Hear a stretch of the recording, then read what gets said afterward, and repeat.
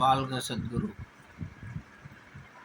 கடகத்தில் சனி, மகரத்தில் புதன், லக்னம் மீனம் லக்னம். இந்த லக்னத்துள்ளவர்களுக்கு மலட்டுத்தன்மை காணப்பட்டிருக்கு. இந்த கிரக அமைப்பு இருந்தால் மலட்டுத்தன்மை அவங்களோட ஸ்பெர்ம் கவுண்ட்ஸ் பார்த்திங்கன்னா கம்மியாக இருக்குது.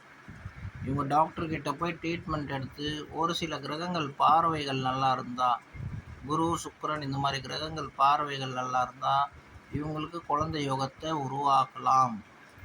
குறிப்பிட்டு இவங்க முதல் பரிகாரம் செய்யணும். பரிகாரம்னா என்ன?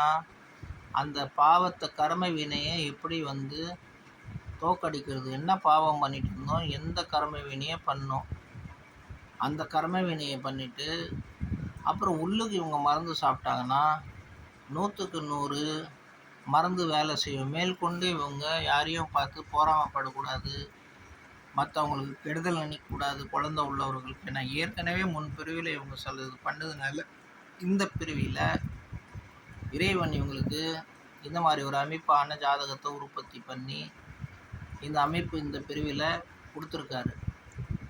அதை தோக்கடிக்கிறதுக்கு அந்த பாவத்தை மேற்கொண்டு நம்ம செய்யக்கூடாது. குழந்தை உள்ளவர்களை பார்த்து பொறாமப்படுறது, அவங்களுக்கு எதனா கெட்டது செய்ய வைக்கிறது, அவங்கள பார்த்து தேவையில்லாமல் மற்றவங்கக்கிட்ட தேவையில்லாத விஷயங்களை சொல்லி அவங்கள தடுக்கிறது முன்னேற்றத்தில், இந்த மாதிரி சில பாவங்கள் செய்யாமல் இருந்து முக்கியமான நான் சொன்ன சில கிரகங்கள் குரு, சுக்கிரன், சூரியன் இவங்களோட பார்வையை பலப்படுத்தி இல்லை நல்லா இருக்குன்னா கண்டிப்பாக அவங்களுக்கு ஃப்யூச்சரில் குழந்தை பெருந்திருக்கு பரிகாரம் பண்ணி.